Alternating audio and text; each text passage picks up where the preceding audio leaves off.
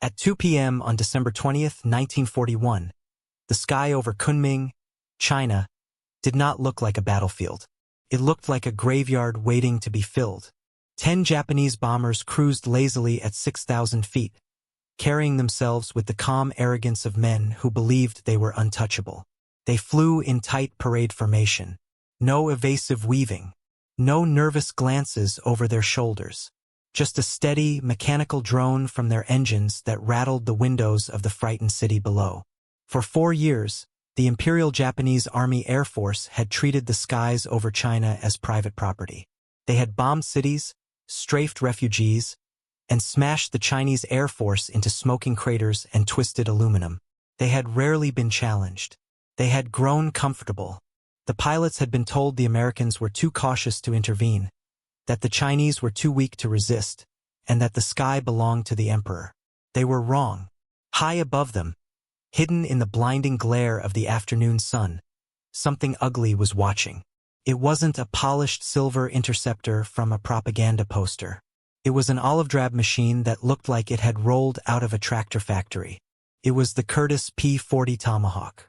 Inside the cockpit sat a former U.S. Navy aviator named Jack Newkirk, sweat soaking through his flight suit in the tropical heat. His hand gripped a control stick that trembled like a jackhammer. He wasn't even supposed to be there. The United States was not officially at war in China.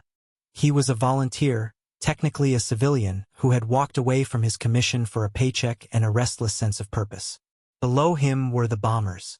Around him was a heavy, stubborn aircraft that critics called obsolete. And in his mind echoed the words of a leathery-faced old commander who had warned him, "If you try to fight the Japanese fairly, you will die."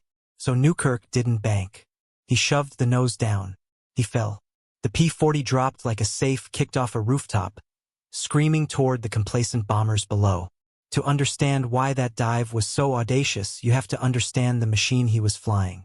The P-40 Warhawk, Tomahawk in its early models, was not beautiful. In 1941, aviation technology was evolving so rapidly that a design approved 1 month could feel outdated the next.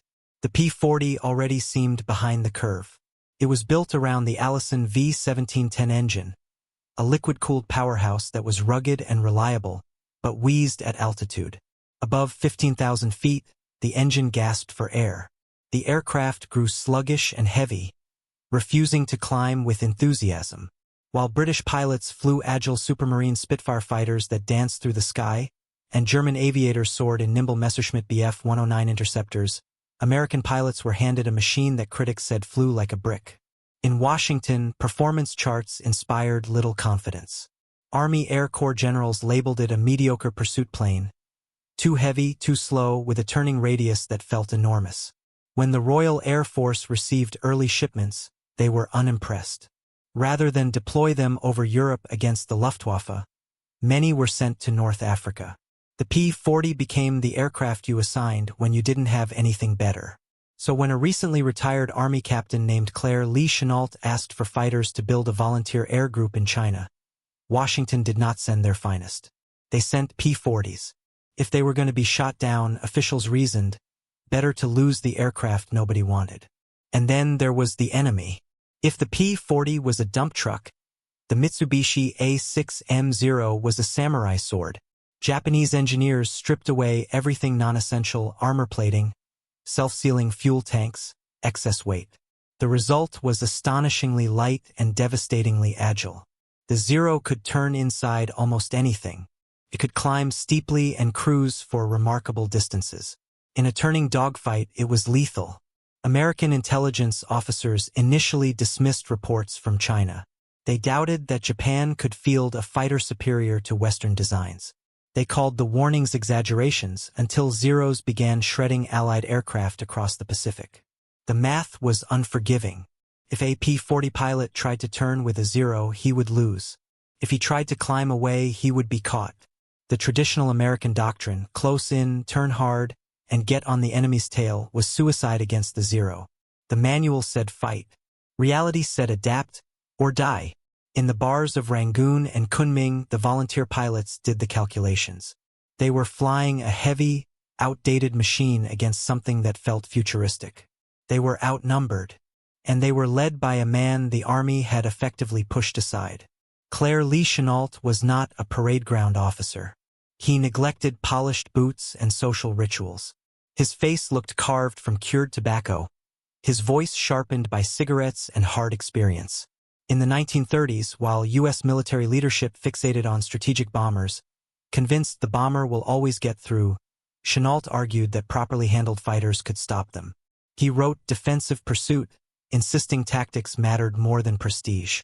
The army disliked his tone, his stubbornness, and his refusal to conform. In 1937, citing health issues, they encouraged him to retire. So he went to China. There, he studied Japanese tactics obsessively. He watched Zeros tear through outdated Chinese biplanes. He observed patterns, habits, strengths, and weaknesses. Because the Zero was light, it was fragile. Without armor or self-sealing tanks, it could not absorb punishment. A concentrated burst of heavy machine gun fire could turn it into a fireball. And the P-40, mocked for its weight, had an unexpected advantage. It was heavy. Among fighter pilots, heavy usually meant inferior. But Chennault understood physics. In a dive, weight became momentum. Point a P-40 downward, open the throttle, and it did not glide gracefully. It plummeted. Could outdive nearly anything in the sky. So Chennault began recruiting. He wasn't looking for choir boys. He went to Navy and Army bases across the United States looking for men who were bored, broke, restless, or already in trouble. He offered them $600 a month, serious money in 1941, and a $500 bonus for every Japanese aircraft they shot down. That kind of offer attracted a certain type of pilot. He assembled a mixed bag. Farm boys from Texas, Ivy League trust fund kids, hotshot flyers with disciplinary records, and wandering souls who simply wanted to see a war up close. These men would become the core of what the world would later know as the Flying Tigers. Chennault brought them to a decaying airfield carved out of the Burmese jungle. The runway was mud. The barracks were bamboo shacks alive with mosquitoes. The tropical heat pressed down so heavily it felt chewable. There was no radar. Spare parts were almost non-existent. If a mechanic needed a fuel pump, he scavenged it from a wreck or improvised one from scrap metal and a soup can. Then came the training. Chennault gathered the pilots in a suffocating briefing tent, tossed the official U.S. Army flight manual into the dirt, and told them bluntly that everything they had learned in flight school would get them killed. If you try to dogfight a Zero, you will lose. He paced in the heat, cigarette smoke curling around his weathered face. Never turn with a Japanese fighter. Hit them from above. Dive. Fire. Keep diving. He called it the diving attack. The pilots nicknamed it Boom and Zoom. The concept was simple but radical. Stop treating the Curtiss P-40 Tomahawk like a dueling sword. Treat it like a sledgehammer dropped from a rooftop. Start high. Spot the enemy. Roll inverted and dive. Let gravity do the work.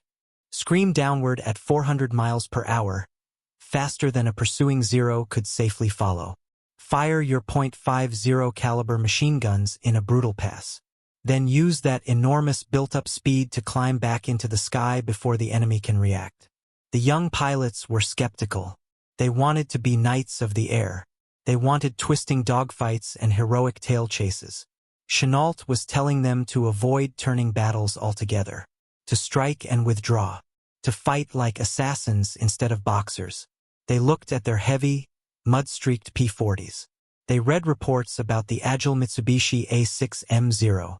They looked at the aging commander, half-deaf, constantly coughing, and had to choose who to believe, the textbooks from military academies, or the washed-up captain who insisted they were bait unless they changed the rules.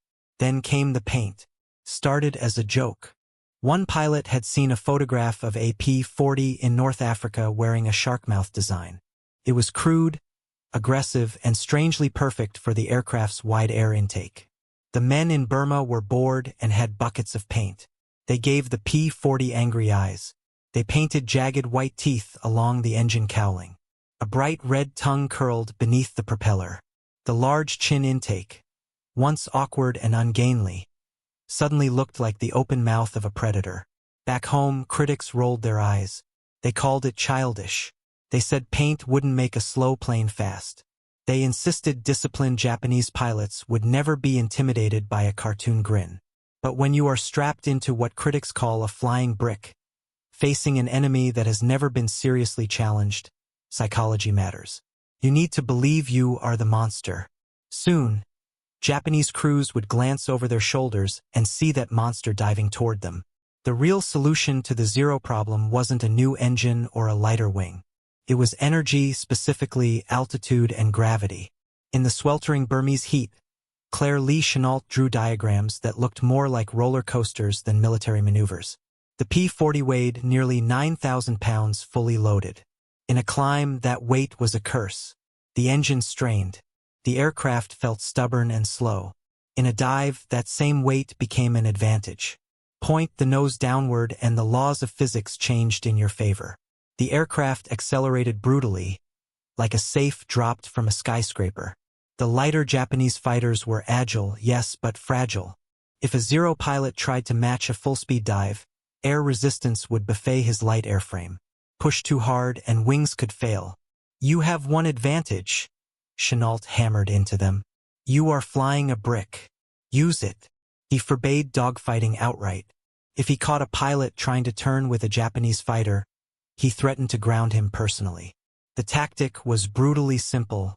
Climb high, higher than the enemy expects. Hide in the sun. Roll over and drop. Slash through the formation at 400 miles per hour, firing for 3 seconds. Then climb away. Reset. Repeat. The part the pilots hated most was the withdrawal. After the attack, they were to disengage immediately. No circling back for glory. No personal duels. Felt wrong. They had grown up on stories of the Red Baron and aerial knights. Chennault told them to fight like alley cats. Strike, tear, and vanish. Training flights were terrifying.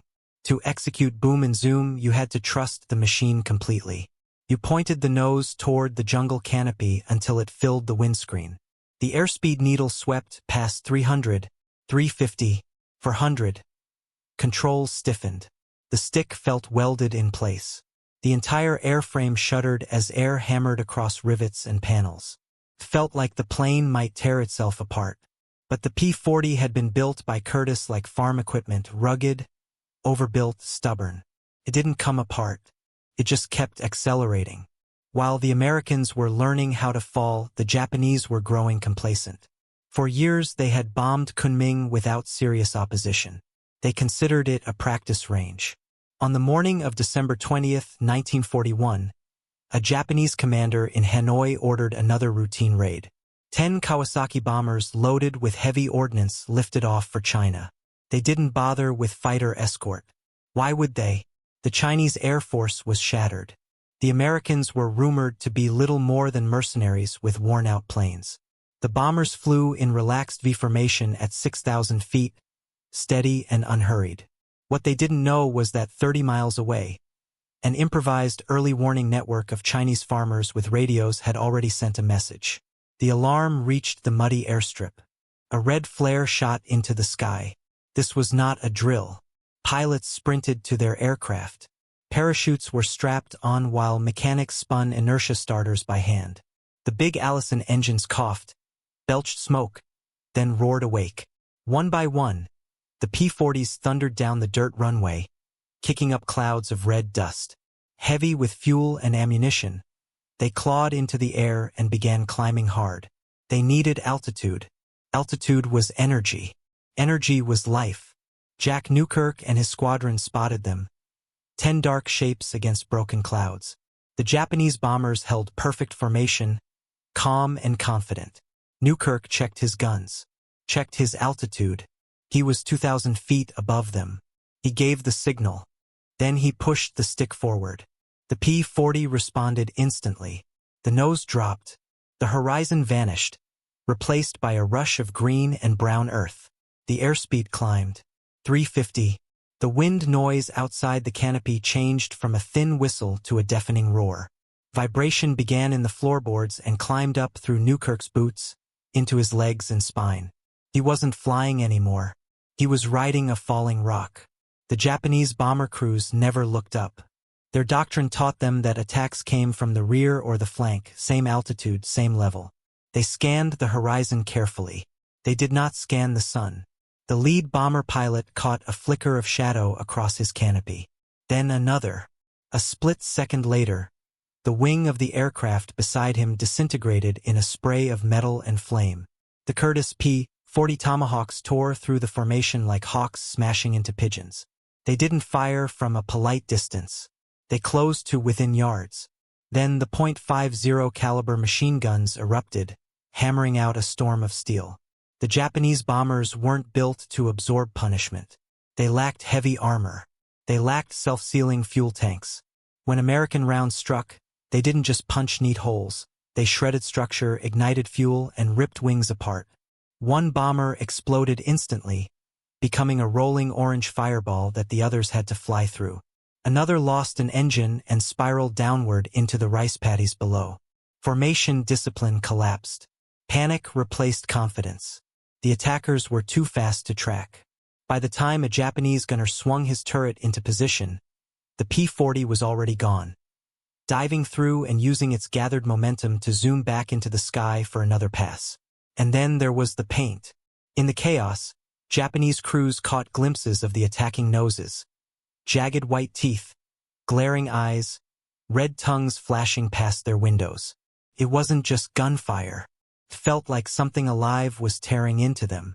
The surviving bombers dumped their payloads, not on the city, but into empty fields, just to lighten weight and gain speed. They turned for Vietnam, engines straining at their limits. But the P-40s rolled over again. Another dive, another pass, another bomber trailing smoke. Then another falling in flames. Of the 10 aircraft that had departed so confidently, only a handful limped back. They carried with them a story that unsettled Japanese command. The Americans were not fighting properly. They had a plane that dove like a stone and wore the face of a shark. Back at base, the mood among the volunteers was electric. Sweat-soaked pilots climbed from cockpits with shaking hands. They embraced mechanics. They pointed to empty gun tape slots, proof their weapons had spoken in anger. They had proven the theory. The brick could fight. The shark mouth wasn't decoration. It was a warning.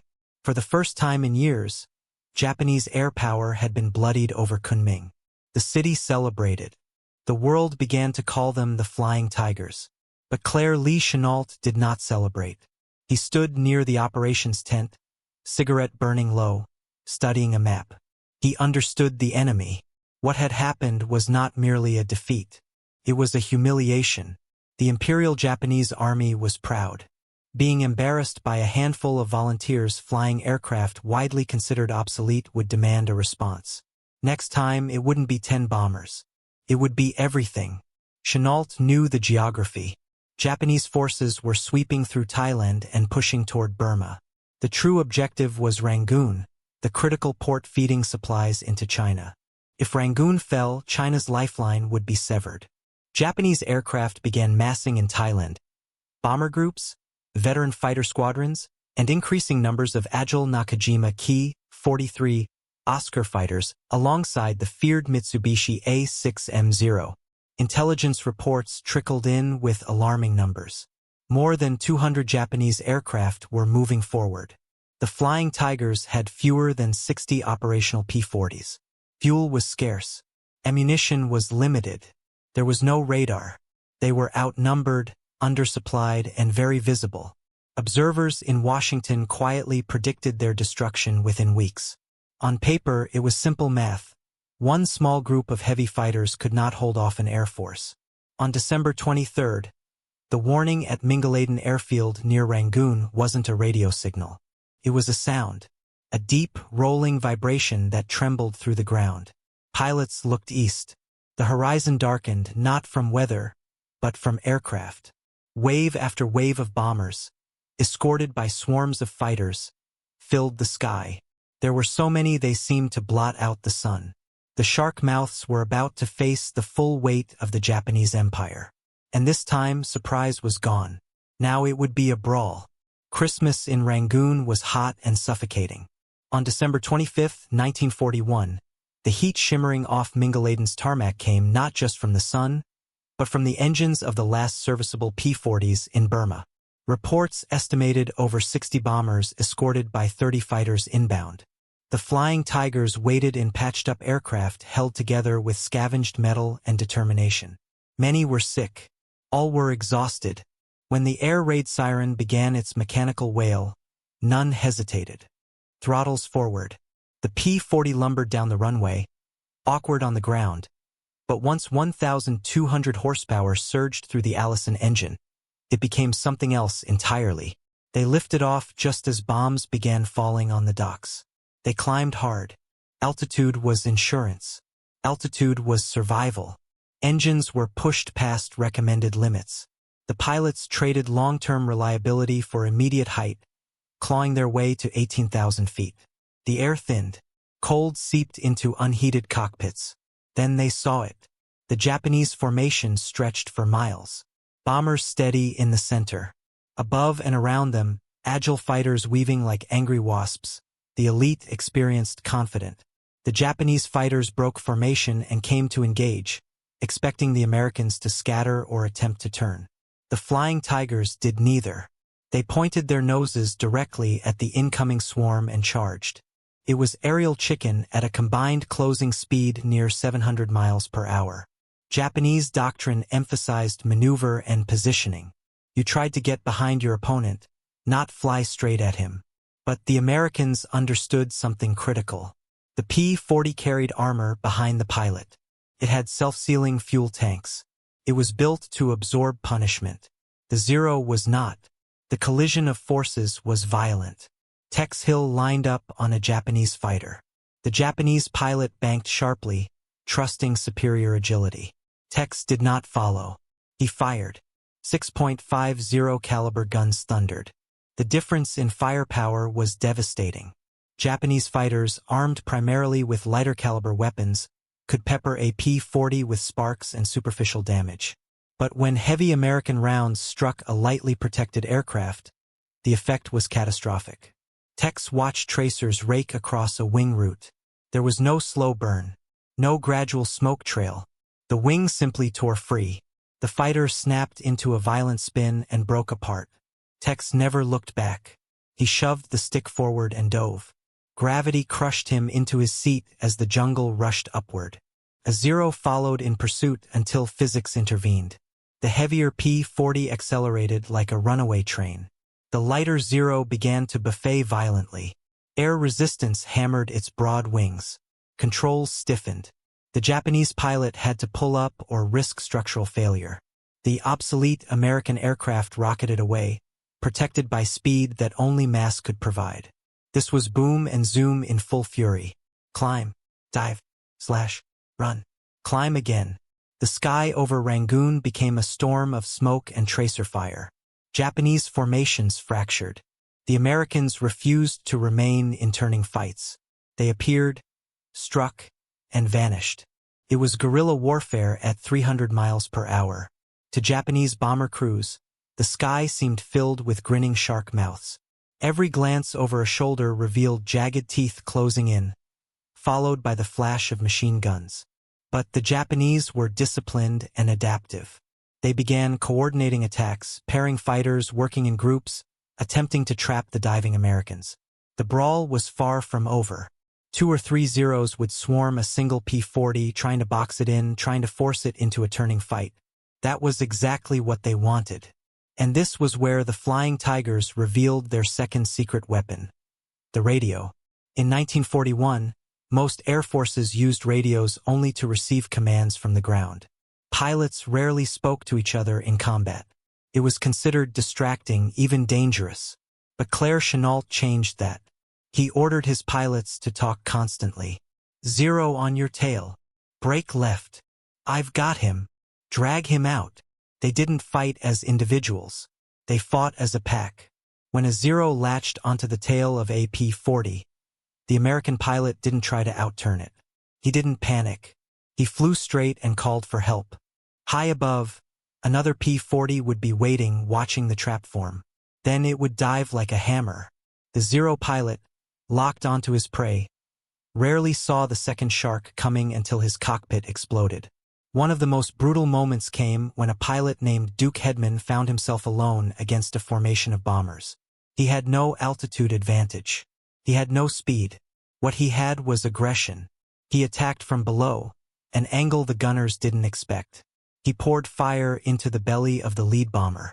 The aircraft shuddered, broke formation, and its bomb load detonated in the jungle below. Hedman didn't pull away. He hauled his heavy P-40 upward, nearly stalling, just to line up another shot.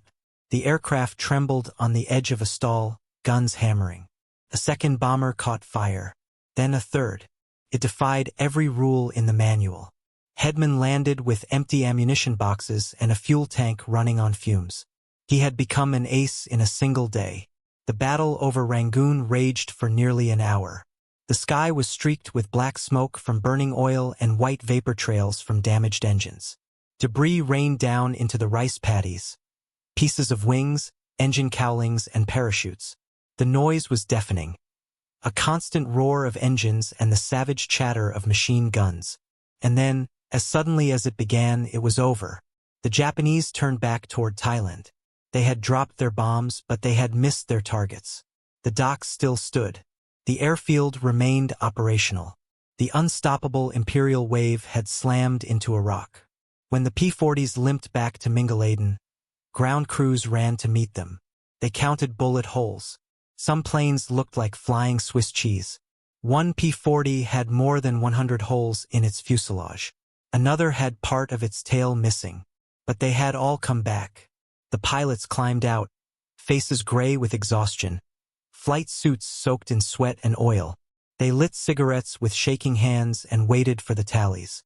10, 15, 20. By day's end, the numbers seemed impossible. The Flying Tigers had shot down over 20 Japanese aircraft.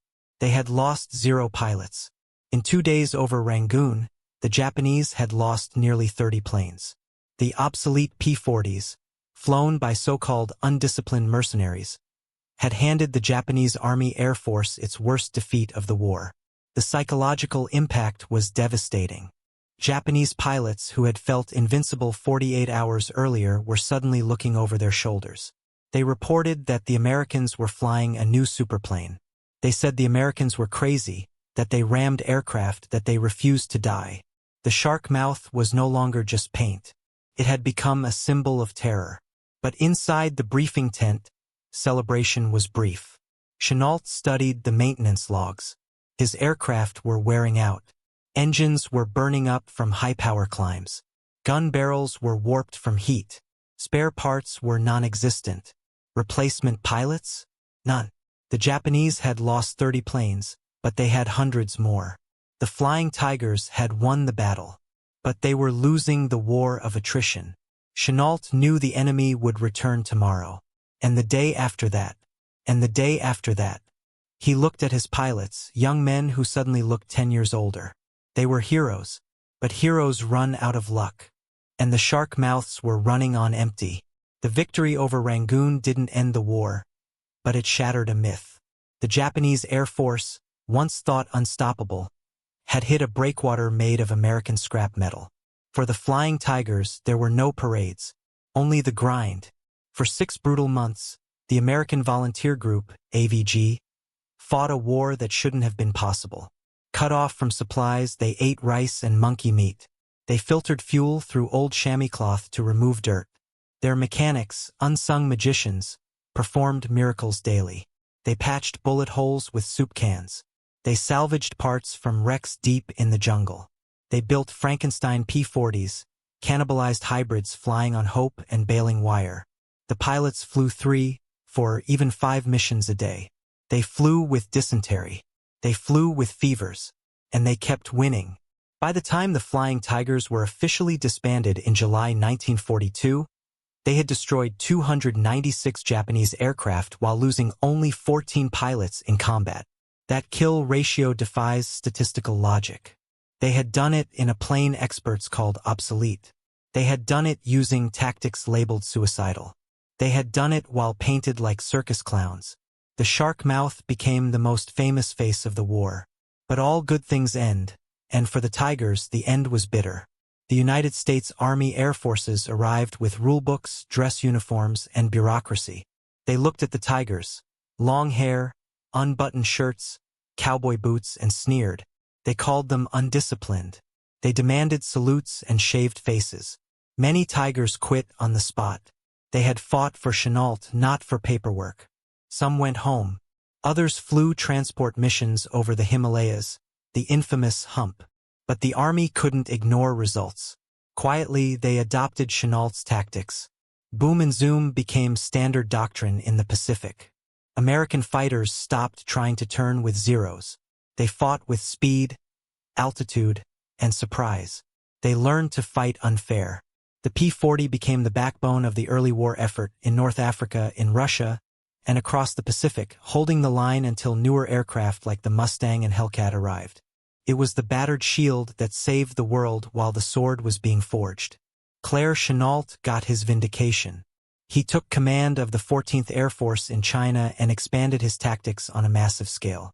By war's end, his forces had destroyed thousands of Japanese planes and ships. The man once dismissed as outdated had been one of the most visionary tacticians of the air war. The P-40 Warhawk never became legendary for speed or climb rate. It was never elegant. It was a truck with wings. But it was the right plane. It was tough enough for jungle warfare. Simple enough to repair with a hammer. And when painted with jagged white teeth, it was terrifying enough to make an enemy hesitate for one fatal second. The shark mouth didn't make the plane faster. It changed the pilot. It turned a boy from Iowa into a predator. That legacy still flies today. Look at the A-10 Thunderbolt II, the Warthog, slow, armored, brutal, designed to destroy tanks at low altitude. And what's painted on its nose? The shark mouth. A-10 pilots call themselves spiritual descendants of the Flying Tigers. They fly low, dirty, and dangerous. They rely on armor and grit rather than speed and grace. On paper, Japan had better planes, better training, better numbers. But the Flying Tigers proved something eternal. Tactics and mindset can flip the math. They took a flawed airplane, changed the rules of the fight, and embarrassed the experts. The P-40 wasn't glamorous. It shook like a washing machine. It was loud and rough and stubborn. But it got them home. And sometimes that's the highest compliment a pilot can give.